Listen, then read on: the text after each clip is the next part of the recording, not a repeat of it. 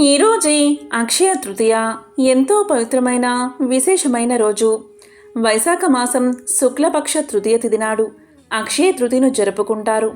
ఈ పండుగ అదృష్టం, శ్రేయస్సు, కొత్త ప్రారంభానికి చిహ్నం. మరి ఎంతో పవిత్రమైన విశేషమైన ఈరోజు కుబేర వ్రత కథను విన్నా, చదివినా, చెప్పినా, వినిపించినా జన్మల పాపాలు తొలగి కోటి జన్మల పుణ్యం వస్తుంది, సకల శుభాలు కలుగుతాయి. మరి ఆ కథ ఏంటో ఇప్పుడు ఈ వీడియోలో తెలుసుకుందాం. ఒకసారి నైమిసారణ్యంలో మహర్షులంతా సత్రయాగం చేస్తూ ఉండగా ఆ యాగానికి వ్యాస శిష్యుడైన సూతులవారు కూడా వచ్చారు. మధ్యాహ్న సమయంలో మహర్షులంతా సూతులవారి వద్దకు చేరి ఇలా పలికారు: ఓ సూత, నీవు సర్వ పురాణాలు వ్యాసులవారి వద్ద తెలుసుకున్న మహనీయుడవు. ఈ భూమండలంలో అందరూ సుఖాన్నే కోరుకుంటారు. ఆ సుఖం ఎంతో కష్టపడి తపస్సు చేస్తే కానీ, భగవంతుడి అనుగ్రహం వల్ల కానీ లభించదు. అంత కష్టపడే స్వభావం కలియుగంలోని మానవులకు ఉండదు.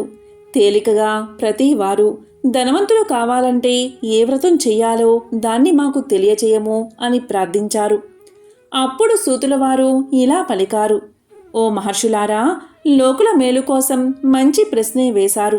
అటువంటి వ్రతం ఒకటి ఉంది. దానిని కుబేర వ్రతము అంటారు. ఈశ్వరుడు కుబేరుడి మీద అనుగ్రహం కలగగా దేవతల సంపదనంతా పొందుపరచమని ఆ కుబేరుడి హస్తగతం చేసినాడు. అతని అనుగ్రహం వల్లే కుబేరుడు ఉత్తర దిక్కుకు పాలకుడిగా అధికారాన్ని పొందాడు. అతని భార్య చిత్రరేఖ అని పేరు పెట్టుకున్న ఆరోగ్య కుబేర ధనలక్ష్మి. లక్ష్మీ సహితుడైన ఆ కుబేరుణ్ణి ఆరాధించిన వారు ధనవంతులై సుఖపడతారు. అందులో ఎటువంటి సందేహమూ లేదు.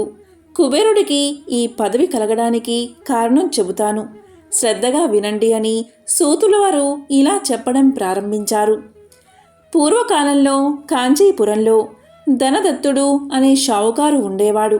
అతడు ఎన్నో వ్యాపారాలు చేసి ధనాన్ని కూడబెట్టాడు. ధనాన్ని సంపాదించడమే కానీ ఖర్చు పెట్టేవాడు కాదు. అతడు ఆ రోజులలో చాలా ధనవంతుడు అనే పేరు ప్రతిష్టలు సంపాదించాడు. దానికి తోడు 4 కుమారులు, 5 కుమార్తెలు ఉండేవారు. ధన సంపద, కుటుంబ సంపద గల ఆ షావుకారు కుటుంబం గడవడానికి కూడా సరిగ్గా ఖర్చు పెట్టక పీనాసితనంతో జీవనయాత్ర గడిపేవాడు. పిల్లలందరికీ ఈ గుణాలే నేర్పి వారిని కూడా తన బాటలోనే నడిపించేవాడు. కుమార్తెలకు పెళ్లిళ్లు చేసి అల్లులను తెచ్చి ఇంట్లో పెట్టుకుని వ్యాపారాలు చేయించేవాడు. చివరికి ఆ ధనదత్తుడు మహారాజులకి అవసరమొస్తే ధనాన్ని వడ్డీకి ఇచ్చే స్థాయికి పెరిగిపోయాడు. పైసా ఖర్చు పెట్టాలంటే ముందు వెనుక చాలా ఆలోచించేవాడు. దేవాలయానికి వెళ్ళి దేవుడికి నమస్కారాలు పెట్టి ఒక్క పైసా అయినా దానం చేసిన పాపాన పోలేదు. పీనాసివాడనే పేరు తాను పొందడమే కాక ఇంటిలోని వారందరికీ ఆ పేరు వారసత్వంగా అందించాడు. ఈ విధంగా చాలా కాలం గడిచిపోతుంది. ఒకనాడు మహాసిద్ధుడు ఒకడు ధనదత్తుని ఇంటికి వచ్చాడు. అతన్ని చూడగానే ధనదత్తుడు కమ్మని కబుర్లు చెప్పి ఒక్క నమస్కారంతో సరిపెట్టి ఊరిలో చాలామంది స్వయంపాకాలు ఇచ్చేవారున్నారని దయచేసి వెళ్ళమని సాగనంపి తలుపులు వేసుకున్నాడు. కొద్ది రోజులు గడిచాయి. మళ్ళీ ఆ సిద్ధుడు ధనదత్తుని వద్దకు వచ్చాడు. అప్పుడు కూడా ధనదత్తుడు మంచి మాటలు చెప్పి ఆ సిద్ధుణ్ణి వెళ్ళి రమ్మన్నాడు. ఆ సిద్ధుడు ఏదో చెప్పబోతూ ఉండగా మాట వినిపించుకోకుండా తలుపు వేసుకుని లోపలికి వెళ్ళిపోయాడు. మరలా కొంతకాలానికి ఆ సిద్ధుడు ధనదత్తుని ఇంటికి వచ్చి, నేను స్వయంపాకం కోసం రాలేదని నా మాటలు వినిపించుకోమని చెప్పాడు. ధనదత్తుడు నాకు మాటలు వినే సమయం లేదని, చాలా తొందర పనులు ఉన్నాయని 4 రోజుల తర్వాత రమ్మని పంపించేసి తలుపులు వేసుకున్నాడు. ఇంకా 4 రోజులు దాటిన తర్వాత ఆ సిద్ధుడు మళ్ళీ వచ్చాడు. వచ్చి రాగానే, అయ్యా, నాకింకా ఖాళీ అవలేదు, 2 మాసాల తర్వాత దయచేయండి అని తలుపులు వేసుకున్నాడు ధనదత్తుడు. ఈ విధంగా సాకులు చెబుతూ 1 సంవత్సరం గడిపేశాడు. ఆ సిద్ధుడు రావడం మానలేదు. చివరకు ఒకరోజు ధనదత్తుడు, మీరేం చెబుతారో ఒక్క మాటలో చెప్పి వెళ్ళండి అన్నాడు. వెంటనే ఆ సిద్ధుడు ఇలా చెప్పడం మొదలుపెట్టాడు. ఓ ఓ షావుకారు, నీ భార్యాపుత్రుల కోసం నువ్వు ఈ లంపటంలో మునిగిపోయి నీకు రాబోయే కష్టాన్ని తెలుసుకోవడం లేదు. కాస్త నా మాటలు విను అనగానే ధనదత్తుడు, నాకేం కష్టాలు రాబోతున్నాయో తొందరగా తెలపండి అని. అయినా అనేక సంపదలు సంపాదించాను. నా కుటుంబం కూడా చాలా వృద్ధి పొందింది. నాకు లోటు ఏమున్నది అని పలికాడు. అప్పుడు ఆ సిద్ధుడు ఇలా అన్నాడు, ఓ ధనదత్త, నీకు త్వరలో అపమృత్యువు సంభవిస్తుంది. ఆ మృత్యువు నుంచి నిన్ను నీవు కాపాడుకోవడానికి ఒకే ఒక మార్గమున్నది. నీ భార్య కానీ నీ సంతానం ఎవరైనా ఆ అపమృత్యువునకు తీసుకోవడానికి అంగీకరిస్తే నీవింకా 60 సంవత్సరాలు సుఖంగా జీవిస్తావు. లేకపోతే నీకు మృత్యువు తప్పదు అని పలికాడు. అప్పుడు ధనదత్తుడు తన వారందరినీ పిలిచి, మృత్యువును మీరెవరైనా స్వీకరిస్తారా అని ప్రశ్నించాడు. ఎవరూ కూడా మృత్యువాత పడ్డానికి ఇష్టపడక, నీ పాపం నీవు అనుభవించాల్సిందే అని సమాధానం చెప్పారు. అంతట ధనదత్తుడు ఆ యోగితో, మా వారెవరూ అపమృత్యువును స్వీకరించడానికి సమ్మతించడం లేదు అని తెలియచేశాడు. స్వామి, నా ధనాన్ని అందరూ కోరుచున్నారు. కాబట్టి నా అపమృత్యువు తొలగడానికి మరొక మార్గాన్ని చెప్పమని యోగిని ప్రార్థించాడు ధనదత్తుడు. అప్పుడా సిద్ధుడు ఇలా అన్నాడు, నీవు ధనాన్ని ఖర్చుపెట్టి అఖండ శివారాధన చెయ్యి అని సలహా ఇచ్చాడు. నా ప్రాణాల కంటే ధనం ఎక్కువదా? తప్పకుండా ఖర్చు చేస్తాను అన్నాడు ధనదత్తుడు. వెంటనే ఆ సిద్ధుడు ఆ వయసుని చేత అఖండ శివారాధన చేయించాడు. అతను శివారాధనా తత్పరుడై భక్తి శ్రద్ధలతో శివారాధన చేస్తూ జీవితమంతా గడిపి కొంతకాలానికి శివనామార్చన జరుపుతూ తనువు చాలించాడు. తత్ఫలితంగా ఆ ధనదత్తుడు శివలోక ప్రాప్తి పొంది శివుడి ఆంతరంగిక మిత్రుడయ్యాడు. శివానుగ్రహంచే దేవలోకానికి ధనపతి అయి కుబేరుడనే పేరు పొందాడు. అతనికి దేవలోకంలోని సంపదలపైన నవనిధులపైన అధికారం ఉంటుంది. చిత్రరేఖ అనే పేరుతో ధనలక్ష్మి ఆ కుబేరుడి అర్ధాంగే వెలిసింది. ధనలక్ష్మి సైతుడగు అతన్ని ఆరాధన చేస్తే భక్తులకు ఆరోగ్య భాగ్యాలు ఇష్ట సంపదలు కలుగుతాయి. ఈ వరాన్ని సాక్షాత్తు కుబేరుడే అనుగ్రహించాడు. నవనిధి పరిపాలకుడు అవడం వల్ల తన పూజను 9 వారాలు ఆచరించాలని, 9 మందిచే చేయించిన వారికి అంతులేని సంపదలు ఇస్తానని ప్రతిన పూనాడు ధనదత్తుడు. 9 గురువారాలు కానీ 9 శుక్రవారాలు కానీ ఈ వ్రతాన్ని ఆచరించాలి. 10వ వారం ఉద్యాపన చెయ్యాలి. అన్ని వారాలు పూజ చేయలేని ఆసక్తులు కనీసం 5 వారాలైనా పూజ చేసి 6వ వారంలో ఉద్యాపన చేసుకోవాలి. 10 వారమున మామూలుగా ధనలక్ష్మి సమేతుడైన కుబేరుణ్ణి పూజించి కలసం దగ్గర 9 వ్రత విధాన పుస్తకాలు ఉంచి పూజించి ఆ పుస్తకాలను 9 మంది దంపతులకు లేదా 9 మంది ముత్తైదువులకు పండు తాంబూలములతో వాయినం ఇవ్వాలి. వారు కూడా ఈ వ్రతాన్ని ఆచరించేటట్లు చెప్పాలి. భక్తి శ్రద్ధలు దీనికి ప్రధానం. ఇందులో ఉన్న కుబేర యంత్రాన్ని పటం కట్టించుకుని పూజా మందిరంలో ఉంచుకోవాలి. ఇలా చేసిన వారికి సమస్త రోగాలు తొలగి ఆరోగ్యం కలుగుతుంది. అష్టైశ్వర్యాలు భోగభాగ్యాలు కలుగుతాయి. ఇహపర సౌఖ్యాలు కలుగుతాయి. ఇంతకు మించిన వ్రతం మరొకటి లేదు అని సూతుడు సౌనకాది మహర్షులకు తెలియచేశాడు. ఎంతో పవిత్రమైన విశేషమైన ఈ అక్షయ తృతీయ రోజు ఈ కుబేర వ్రతాన్ని విన్నా, చదివినా, చెప్పినా, వినిపించినా అష్టదరిద్రాలు తొలగి అష్టైశ్వర్యాలు కలుగుతాయి. లక్ష్మీ కుబేర కటాక్షం మీకు కలుగుతుంది. ఎంతో పవిత్రమైన విశేషమైన ఈరోజు ఈ కథలను విన్నా, చదివినా, చెప్పినా, వినిపించినా జన్మల పాపాలు తొలగి 1,000,000 జన్మల పుణ్యం వస్తుంది. అష్టదరిద్రాలు తొలగి అష్టైశ్వర్యాలు కలుగుతాయి. కుబేరుడు హిందూ పురాణాల ప్రకారం యక్షులకు రాజు, సిరి సంపదలకు అధిపతి. ఈయన్ని ధనపతి అని పిలుస్తారు. 8 దిక్కుల్లో ఒకటైన ఉత్తర దిక్కుకు అధిపతి అనగా దిక్పాలకుడు. ఇతని నగరం అలకాపురి. ఇతడు విశ్రవసుని కుమారుడు. ఈయన భార్య పేరు చార్వి. ఆయన కేవలం డబ్బుకు మాత్రమే అధిపతి కాదు. కుబేరుడి అధీనంలో కొన్ని దేవగణాలు కూడా ఉంటాయి. మనకు కుబేరుడు అనగానే వెంకటేశ్వర స్వామికి అప్పిచ్చిన వాడిగానే తెలుసు. వెంకటేశ్వరుని అంతటి వాడికే అప్పు ఇచ్చాడంటే ధనానికి తక్కువవాడు కాదని డబ్బున్న మహారాజుల్ని కుబేరులతో పోలుస్తాం. అంతకు మించి కుబేరునికి తనదైన కథ ఉన్నది. శివపురాణం రుద్ర సంహితలోని సృష్టి ఖండంలో కుబేరుణ్ణి శివుడు అనుగ్రహించిన సందర్భాన్ని పేర్కొన్నారు. కుబేరుడి అసలు పేరు వైశ్రవణుడు. విశ్రవసుకి జన్మించాడు కాబట్టే ఇతన్ని వైశ్రవణుడు అని పిలుస్తారు.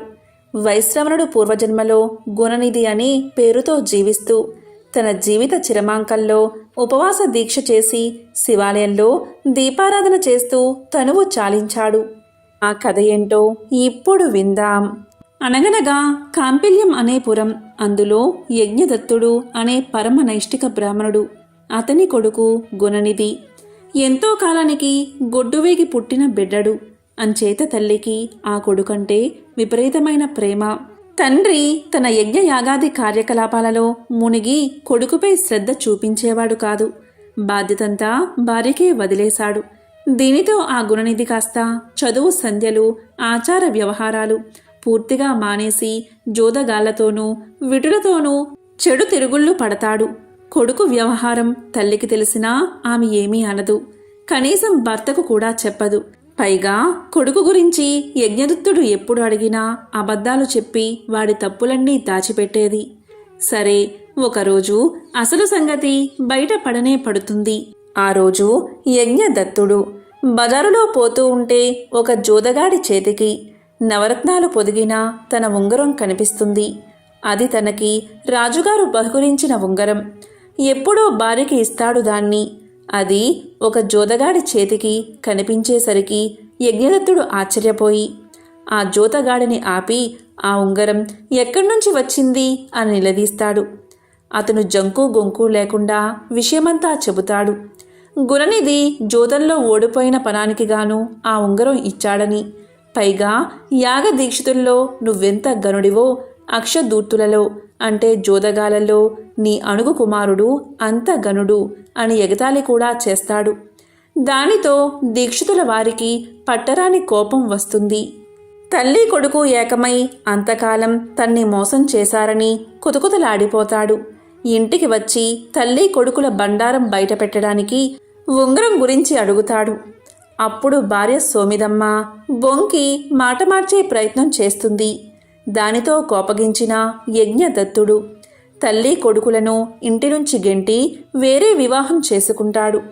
పాపం సోమిదమ్మ గతి ఏమైందో తెలియదు. కానీ మన గుణనిధి మాత్రం చదువు రాక, ఏ పని తెలియక, తిండి తిప్పలు లేక ఊళ్ళు పట్టిపోతాడు. ఒక శివరాత్రి రోజు ఉదయం నుంచి తిండి లేక రాత్రి శివాలయానికి చేరుకుంటాడు. దేవుడి ముందు పెట్టిన ప్రసాదాన్ని చూసి ఆశపడతాడు. అక్కడి భక్తులతో పాటు తాను భజన చేసి జాగారం ఉండి తెల్లవారుతుంది అనగా అందరూ నిద్రలోకి జారుతున్న సమయంలో ప్రసాదాలను దొంగలించడానికి గర్భగుడిలోకి ప్రవేశిస్తాడు గుణనిధి. అక్కడ చీకటిగా ఉండడంతో తన ఉత్తరీయాన్ని చింపి దీపాన్ని వెలిగిస్తాడు. ప్రసాదాలు తీసుకుని తినడానికి బయటికి వస్తూ ఉంటే ఎవరో భక్తుడి కాలికి తగులుకోవడంతో అతను లేచి దొంగ దొంగ అని అరుస్తాడు. అప్పుడు అందరూ అతన్ని తరుముతారు. కాపలా ఉన్న రక్షక భటులు పారిపోతున్న గుణనిధిపై బాణాలు వేయడంతో ఆ శివాలయ ప్రాంగణంలోనే అతను మరణిస్తాడు. అలా చనిపోయిన గుణనిధిని తీసుకెళ్లడానికి ఒకవైపు నుంచి యమదూతలు, మరోవైపు నుంచి శివగణాలు వస్తారు. శివగణాలను చూసిన యమభటులు ఆశ్చర్యపడి ఇటువంటి గుణహీనుణ్ణి, భ్రష్టుణ్ణి శివలోకం ఎలా తీసుకెళ్తారు అని వినయంగా ప్రశ్నిస్తారు. అప్పుడా శివగణాలు ఇలా చెప్తారు. శివభక్తి తత్వంలోని సూక్ష్మాలను తెలియచేసి గుణనిధి తెలిసో తెలియకో శివరాత్రి నాడు పగలు రాత్రి ఉపవాసముండి జాగరణ చేసి శివుడి ముందు దీపాన్ని వెలిగించి శివాలయ ప్రాంగణంలో మరణించడం వల్ల అతనికి పుణ్యం లభించిందని చెబుతారు. గుణనిధి శివలోకంలో కొన్నాళ్ళు ఉండి మళ్లీ కళింగ దేశానికి రాజుగా పుడతాడు. అప్పుడు అతను పరమ శివభక్తుడై అనేక శివలింగాలను దేశమంతటా ప్రతిష్ఠిస్తాడు. కాశీనగరంలో కూడా ఒక శివలింగాన్ని ప్రతిష్ఠిస్తాడు. శివుడి గురించి తపస్సు చేసి కుబేరుడై శివుడి సాన్నిహిత్యాన్ని కూడా పొందుతాడు. ఇది క్లుప్తంగా గుణనిధి కథ. గుణనిధి శివాలయంలో దీపారాధన చేసి తనువు చాలించడం వల్ల ఆ పుణ్యఫలంతో అతను వైశ్రవణుడిగా జన్మించి శివుడికి అత్యంత సమీపంగా ఉండే అదృష్టాన్ని కూడా పొందుతాడు. ఈశ్వర అనుగ్రహాన్ని పొందడానికి కాశీ నగరానికి వచ్చి గంగా తీరంలో తీవ్రమైన తపస్సు చేస్తాడు. అతని కఠోర తపస్సుకు మెచ్చిన శంకరుడు పార్వతీ సమేతంగా ప్రత్యక్షం అవుతాడు. పరమేశ్వరుని అమిత ప్రకాశాన్ని చూడలేక వైశ్రవణుడి కళ్ళు మూతలు పడతాయి. దీంతో శివయ్య పాదాలను దర్శించుకోవడానికి తనకు చూపు ప్రసాదించమని అతను వేడుకుంటాడు. అర్ధనారీశ్వరుడైన శివుణ్ణి దర్శించి పక్కనే అమ్మవారు ఉండడంతో వైశ్రవణుడు అసూయ పడతాడు. నిరంతరం అమ్మ శివుని వెంట ఉండడాన్ని అసూయపడి కుటిల మనసుతో ఆమె వంక చూస్తాడు. దీన్ని గ్రహించిన పార్వతి ఏకంటితో తన్ను వంకరగా చూశాడో ఆ కన్ను పోతుందని వైశ్రవణుణ్ణి శపిస్తుంది. దీంతో శివపార్వతులను వేడుకోవడంతో తన శాపానికి తిరుగులేదని కన్ను తెల్లగా కమిలిపోయినట్లు కనిపిస్తూ కురూపిగా ఉన్న అతడిని కుబేరుడి పేరుతో పిలుస్తారని ఆమె తెలుపుతుంది. అసూయ అనేది ఎలాంటి వారికైనా ప్రమాదకారి అనే సందేశాన్ని ఇవ్వడానికి తాను అలా చేశానని జగదంబ చెబుతుంది.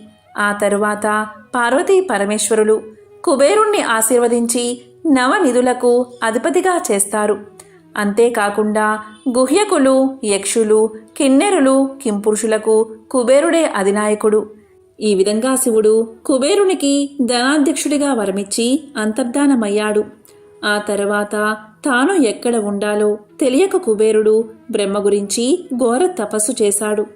బ్రహ్మ ప్రత్యక్షమై కుబేరుడికి శంఖనిధి, పద్మనిధి, పుష్పక విమానాన్ని ప్రసాదించి త్రికూట పర్వతంపై సముద్ర మధ్య భాగంలో ఉన్న లంకా పట్టణంలో ఉండమని, పూర్వం ఆ నగరంలో రాక్షసులు ఉండేవారని, విష్ణు భయంతో వారంతా పాతాళానికి పారిపోయారని, కనుక అక్కడ ఉండమని చెప్పి అదృశ్యమయ్యాడు బ్రహ్మ. అటువంటి రాక్షసుల నగరానికి అంటే లంకకు రాజైన కుబేరుడు రాక్షసాధిపతి అయ్యాడు. పాతాళ రాజైన సుమాలి కూతురు కైకసి విశ్వబ్రహ్మకు రెండవ భార్య. రావణ, కుంభకర్ణ, విభీషణులకు జన్మనిచ్చింది. ఆ విధంగా ఆ ముగ్గురు కుబేరుడికి సోదరుడు అయ్యారు. కుబేరుడి భోగ భాగ్యాలు చూసిన రావణుడు శరీర బలంలో తనకన్నా తక్కువ వాడైన కుబేరుడిపై దండెత్తి అతన్ని తరిమేసి లంకను, పుష్పక విమానాన్ని స్వాధీనం చేసుకున్నాడు. దీంతో కుబేరుడు కాశీ నగరాన్ని చేరుకుని పరమేశ్వరానుగ్రహం కోసం తపస్సు చేయడం మొదలుపెట్టాడు. దీంతో సదాశివుడు ప్రత్యక్షమై లంకా నగరాన్ని మించిన దివ్య భవనాలు, అపురూపమైన చైత్రరథం అనే ఉద్యానవనంలో నవనిధులు, మణిమాణిక్యాలతో నిండి సకల ఐశ్వర్యాలతో కూడిన అలకాపురం అనే పట్టణాన్ని నిర్మించి కుబేరుడికి ఇచ్చాడు. ఇక ఇక్కడే ఉండి యక్ష, గంధర్వ, మయులకు, గుహ్యులకు రాజువై ఉండమని వరాన్ని ప్రసాదించాడు. ధనదుడివై ఉత్తర దిక్పాలకుడిగా తనకు ప్రియమిత్రునిగా వర్ధిల్లమని చెప్పి కుబేరుడికి మంచి రూపాన్ని ప్రసాదించి శివుడు మాయమయ్యాడు. మణిమాణిక్యాలు, సంపదలతో నిండి కల్పవృక్షం నుండి వీచే చల్లని గాలిని, సుగంధ సువాసల్ని ఆస్వాదిస్తూ గంధర్వకాంతల గానానికి అనుగుణంగా రంభ, చిత్రసేన, మిశ్రకౌసి, మేనక, ఊర్వశి, సహజన్య, సౌరభేయి, బుల్బుద, లతా వంటి అప్సరసల నాట్యాలను చూసి ఆనందిస్తూ మణిభద్రుడు, గంధకుడు, గజకర్ణుడు, హేమనేత్రుడు, హారికాక్షుడు, విరూపాక్షుడు అనే అనుచరుల సేవలు అందుకుంటూ సుఖంగా ఉన్నాడు కుబేరుడు. కుబేరుడికి ఏకపింగళుడు అనే పేరు కూడా ఉంది. ఒకసారి పార్వతీదేవి శివుడి ఎడమ తొడపై కూర్చుని ఉండడం కుబేరుడు అసూయతో చూశాడట. అది చూసిన పార్వతీదేవి అతన్ని కుబేరుడు కమ్ము అని శపించిందట. చెడు దృష్టితో చూశాడు కాబట్టి ఇతని కన్ను కామెర్ల రోగికి వలె పచ్చగా మారిపోతుంది. అంటే పింగళాక్షుడు అయిపోయాడు. అందుకే ఇతనికి ఏకపింగహ అనే పేరు ఉంది. కుబేరుడు అన్నది శాపం వల్ల వచ్చిన పేరే కాని అసలు పేరు వైశ్రవణుడు మాత్రమే. కుబేరుడి భార్య పేరు చిత్రరేఖ. ఈ దంపతులకు పాంచాలికుడు, మణిగ్రీవుడు, నల కుబేరుడు అనే కొడుకులు, మీనాక్షి అనే కూతురు ఉన్నారు. మణిగ్రీవుడు నల కుబేరుడు నారదుని శాపం వల్ల 2 మద్ది చెట్లుగా మారి పక్క పక్కనే ఉంటే ద్వాపర యుగంలో బాలకృష్ణుడు ఆ 2 చెట్ల మధ్యలో నుంచి తన తల్లి తన్ను కట్టేసిన రోలుతో సహా దోగాడుకుంటూ వెళ్ళి ఆ చెట్లను కూల్చి వారిద్దరికీ శాప విమోచనం కలగజేసిన కథ అందరికీ తెలిసిందే. సిరి సంపదల్నిచ్చి ఆనందాన్ని పెంపొందించే దైవంగా భావించబడే లాఫింగ్ బుద్ధ మన కుబేరుడే అని చాలామంది నమ్ముతారు. కుబేరుణ్ణి పూజిస్తూ ఆర్థిక ఇబ్బందులు తొలగి వ్యాపారాభివృద్ధి జరుగుతుందని పెద్దల మాట. అందుకే ధనత్రయోదశి రోజు కుబేరుణ్ణి పూజిస్తారు. మంత్రపుష్పంలో రాజాది రాజాయ ప్రసహ్య సాహినే నమో వయం శ్రవణాయ కుర్మహే సమే కామకామాయ మహ్యం కామేశ్వరో వైశ్రవణోదయ దాతు కుబేరాయ వైశ్రవణాయ మహారాజాయ నమః అని చెబుతాం. హిందువులతో పాటు బౌద్ధ జైన భక్తులు కూడా నమ్మి పూజించే దైవం కుబేరుడు. జైనులు ఇతన్ని సర్వానుభూతి అని పిలుస్తారు. బౌద్ధులు ఇతన్ని జంబాలుడు అని అంటారు. కుబేరుని చేతిలో ఎప్పుడూ బంగారు నగలు కల ఒక సంచి కానీ వజ్రాలు మణులు వెదజల్లే ముంగిసగాని ఉంటాయి. మరొక చేతిలో నిమ్మకాయ ఉంటుంది. అందుకే ఈయనకి జంబాలుడు అనే పేరు వచ్చింది అంటారు. అగ్ని పురాణం ప్రకారం కుబేరుడి ఆయుధం గద, వాహనం మనిషి. ఓం యక్షరాజాయ విద్మహే అలకాదీసాయ ధీమహి తన్నో కుబేరః ప్రచోదయాత్. ఓం యక్షరాజాయ విద్మహే అలకాదీసాయ ధీమహి తన్నో కుబేరః ప్రచోదయాత్. కలియుగ దైవమైన శ్రీ వెంకటేశ్వరుడు శ్రీ పద్మావతి అమ్మవారితో తన వివాహం కోసం కుబేరుడి వద్ద 14 లక్షలు రామముద్ర నాణాలు అప్పు తీసుకున్నాడు. రుణపత్రం రాసి ఇచ్చారు స్వామి. బ్రహ్మ శివుడు సాక్షులుగా దాన్ని ధృవీకరించారు. రుణపత్రం ప్రకారం వివాహమైన 1000 సంవత్సరాలలో వడ్డీతో సహా రుణం మొత్తం చెల్లింపబడుతుందని పేర్కొనబడింది. అందుకే శ్రీ వెంకటేశ్వర స్వామి భక్తులు తమ శక్తి కొలది దానాన్ని విరాళంగా అందించి స్వామి రుణాన్ని తిరిగి చెల్లించడంలో సహాయపడి పుణ్యాన్ని పొందుతారు. కుబేరుడికి సంబంధించిన ఈ కథలను విన్నా, చదివినా, చెప్పినా, వినిపించినా రుణ సమస్యలు తొలగి సకల శుభాలు కలుగుతాయి. లక్ష్మీ కటాక్షం కలుగుతుంది. సమస్త సంపదలు చేకూరతాయి. ఓం కుబేరాయ నమః. ఓం శ్రీ మహాలక్ష్మియే నమః.